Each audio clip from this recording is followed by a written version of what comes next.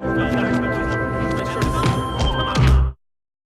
story that's been sort of dominating our world. I look after foreign exchange, as you know, and we've just been writing about nothing but the EU crisis. The European financial crisis. Where are you heading? Are you wearing to celebrate the fact that your biases might be in one direction? Some Ben Franklins there. Very nice.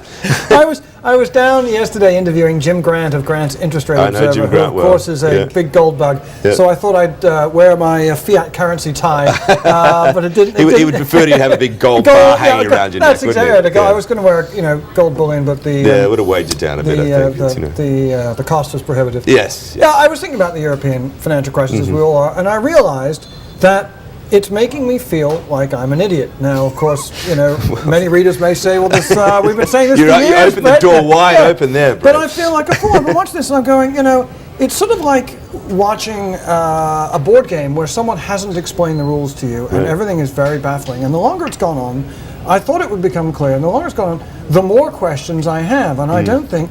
I've been talking around, I've sort of been going out to people and plucking at their sleeve and asking them privately these things, and no one else knows the answers. Right. So these questions are? Well, I mean, my current favorite question really is, if Greece is going to be allowed to pay 3.5% interest on its loans as a reward for defaulting, right, why would the Irish continue to pay 7.5% interest as their punishment for not defaulting? Right. For that matter. The same for the Italians. The same for. I mean, we talk about the risk of contagion because when we talk about contagion, people usually mean, the hedge funds are going to go after the next country, the next country after that.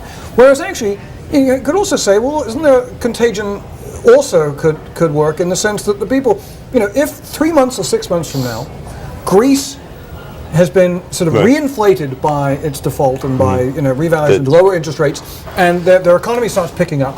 At some point, the people of Ireland may say, "Me too.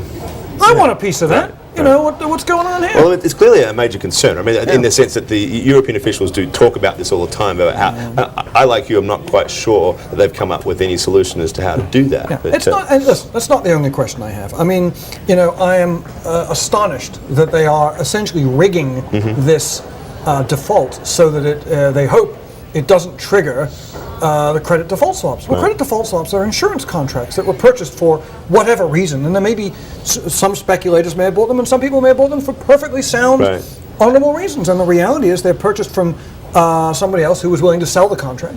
And the European Union is basically intervening and stealing money from the people who bought the insurance contracts and transferring it to the people who sold them. Well, I mean, how can this possibly be justified? Well, the other question behind it is, if in fact that's what you're doing to that market, what does it do to the future risk appetites of people who want to buy bonds? If in fact you use this as a hedging mechanism, you don't trust that mechanism anymore. That's exactly right. It's as if you invalidated flood insurance and then hope people were going to go out and buy houses in a flood area. You know what the Europeans would say to you? They would just simply say, look, of course, there is collateral damage through this process. We're sorry, there has to be losers and winners. In this case, we think the lesser of two evils is to blow up the CDS market and ruin that, rather than the entire economy. I'm not saying that. I mean, how would you avoid a CDS contagion event, for example? I wouldn't. I mean, there are more fundamental questions about it. I mean, I don't understand, for example, why the Greeks don't just leave the EU. They should never have been. Sorry, the currency, the monetary union, not the EU itself. It has a lot to do with how do you make the paper things like that one around your neck. Listen, it's relatively easy to. Is it? Yeah. There are technical problems. I'm not saying you could do it in an afternoon, but it's manageable. Greece could leave the currency union and relaunch the drachma. They should never have been in monetary union. They lied all the way along about that. I think there's a few doubts about the fact that they should never have joined. I don't understand why the European Union decided to draw the line in the sand around Greece, which was indefensible, rather than Ireland, which was much more defensible. They've totally shot their credibility. We've spent 2 years telling us Greece would not default, and here we are, as far as I can tell, Greece is defaulting. It's absolutely fascinating. Lots of spilt milk, I think, without a doubt. There's no doubt that they've screwed this up along the way, but whether or not they can get out of it, I don't know. Well, that's all we have time for now. One day we'll have those questions answered. I'll come on. When you have the answers, I'll come on. All right.